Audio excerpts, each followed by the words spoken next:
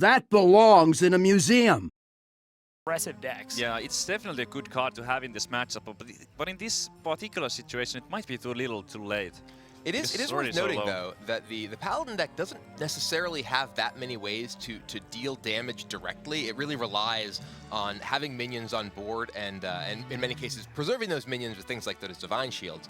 The Sludge Belcher, if it's able to come down, right now it actually is going to pretty much stop Diggin's entire board, and he's going to rely on something like Knife Juggler or even the hero power with Fire Blast to actually end the game. Do you also maybe consider doing something like Sludge Belcher, perhaps sap a Leper Gnome or something, just to get some damage off the board, or is it just giving up too much? It's a little bit too much, I think, because it's so easy to play back, and it's possible that Diggen is also playing Piloted Shredders. That's a common card in the Acro Paladin list too. They're kind of topping off the curve. Oh, and there is Iron Beak Owl. It is actually going to be enough for lethal. Taking away the taunt, those minions get to go face, and then Consecration will just finish things off. Yeah, that hoot hoot is the most terrifying sound to the Sludge Belcher.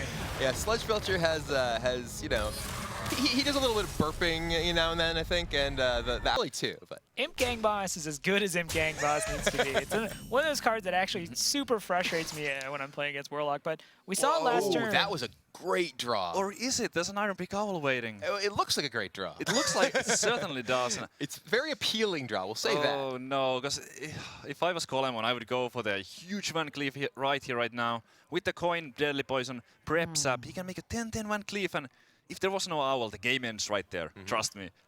But as it is, there is that Owl. Let's see if he goes for it. He might just play it. He might just make the 6-6, possibly. He may just attack possible, and yeah. point out VanCleef. It's possible, but I'm pretty sure he's going for the big one. Oh man, the Iron Beak Owl is going to be such a heartbreak for Kolemoen. As Iron Beak Owl tends to be, that's kind of its thing, breaking someone's heart. Savjz, I want you to remember, you told Kolemoen to trust you, right? You said, trust me, this is going to work out, and Kolemoen will remember these words.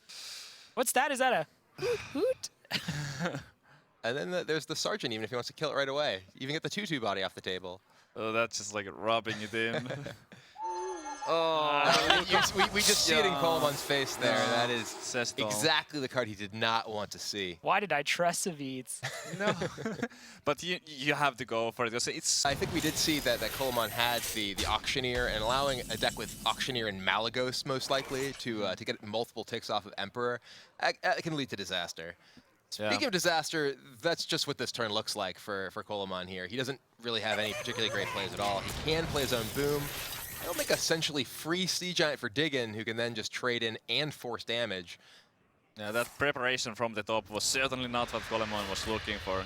Absolutely useless. This is just lethal damage, I believe, at this point. There it is. And that is going to be the series for Diggen. Takes it 3-1 and secured that final upper bracket spot at the Europe Winter Championship next March 18th through 20th. And